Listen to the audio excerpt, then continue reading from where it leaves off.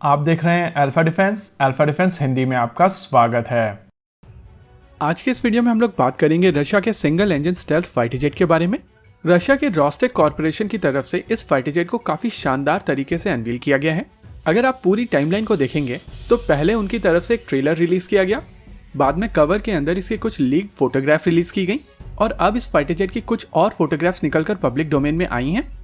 इन photographs के माध्यम से एक चीज क्लियर है कि जिस तरीके से हम लोग ट्रेलर के बाद से चीजों को स्पेकुलेट कर रहे थे वो सारी चीजें लगभग सही हैं।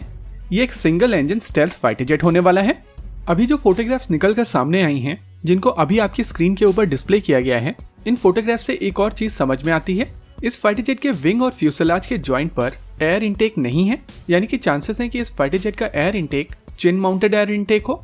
अभी आप अपनी स्क्रीन के ऊपर X-32 का एयर इनटेक देख रहे हैं और चांसेस हैं कि इस फाइटर जेट का एयर इनटेक काफी हद तक इसी तरीके का हो।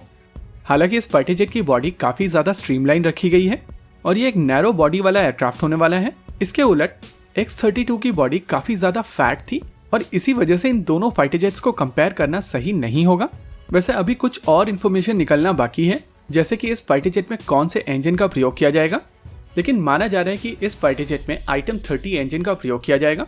आइटम 30 इंजन को Su-57 के लिए बनाया जा रहा है और माना जा रहा है कि ये इंजन रशिया का अभी तक का सबसे ज्यादा एडवांस और एफिशिएंट इंजन है। ये फाइटर जेट एक सिंगल इंजन डिजाइन है और इसी वजह से काफी ज्यादा जरूरी है कि इस फाइटर जेट में यूज होने वाला इंजन काफी ज्यादा एफिशिएंट हो। उसके अलावा रिलायबिलिटी के साथ में ये काफी अच्छा थ्रस्ट भी जनरेट कर सके। इस फोटोग्राफ में आप इंटरनल वेपन्स बे को देख सकते हैं, लेकिन अभी ये चीज क्लियर नहीं है कि ये फाइटर जेट अपने इंटरनल वेपन्स बे में कितने हार्ड पॉइंट रखेगा। हालांकि रशियन न्यूज एजेंसी टास की तरफ से ये चीज क्लियर की गई थी कि ये फाइटर जेट 18 टन कैटेगरी का फाइटर जेट होगा और इसी वजह से माना जा सकता है कि ये फाइटर जेट अपने इंटरनल वेपन्स बे में 4 हार्ड पॉइंट रखेगा। वैसे अभी आप अपनी स्क्रीन के ऊपर डिस्प्ले में एक चीज नोटिस कर सकते हैं कि इस फाइटर जेट के साथ में एक मिसाइल भी डिस्प्ले में लगाई गई है। ये मिसाइल सिस्टम KH-59 है।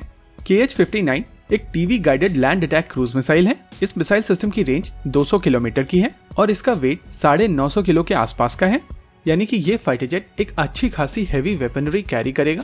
इसके अलावा एक चीज और क्लियर है कि ये फाइटर जेट प्रोटोटाइप नहीं है, ये केवल मॉकअप मॉडल है, यानी कि एक्चुअल फाइटर जेट आने में अभी लगभग 10 साल लगेंगे। और जिस तरीके की इकोनॉमिक कंडीशंस रशिया की हैं, तो उनको जब तक कोई पार्टनर नहीं मिलता है तब तक इस फाइटर जेट के ऊपर फुल स्विंग में काम करना मुश्किल होगा। हालांकि रशिया की तरफ से इस फाइटर जेट के प्रोटोटाइप्स बनाए जाएंगे और जिस तरीके से MiG-35 को रशिया की तरफ से हर देश को बेचने की कोशिश की गई थी, इस फाइटर जेट के साथ में भी कुछ वैसा ही किया जाएगा। भारत में कुछ लोगों की तरफ से कहा जा रहा है कि इस फाइटर जेट को MMRCA-2 में उतारा जा सकेगा। देखिए, यहाँ पर एक चीज समझना जरूरी है कि अभी तक इस फाइटर जेट का प्रोटोटाइप बनकर तैयार नहीं हुआ है और इस फाइटर जेट को बन के तैयार होने में लगभग 10 साल लगेंगे, यानी कि थियोरेटिकली ये फाइटर जेट MMRCA-2 का कंटेंडर हो ही नहीं सकता। वैसे भी MMRCA-2 में इतनी ज्यादा कॉम्प्लेक्सिटी है कि अल्टीमेटली ये डील स्क्रैप कर दी जाएगी और भारतीय वायुसेना की तरफ से कुछ और नंबर में रफाल जेट्स खरीद के बाकी बचे हुए नंबर्स को तेजस मार्क 2 से पूर्ण किया जाएगा।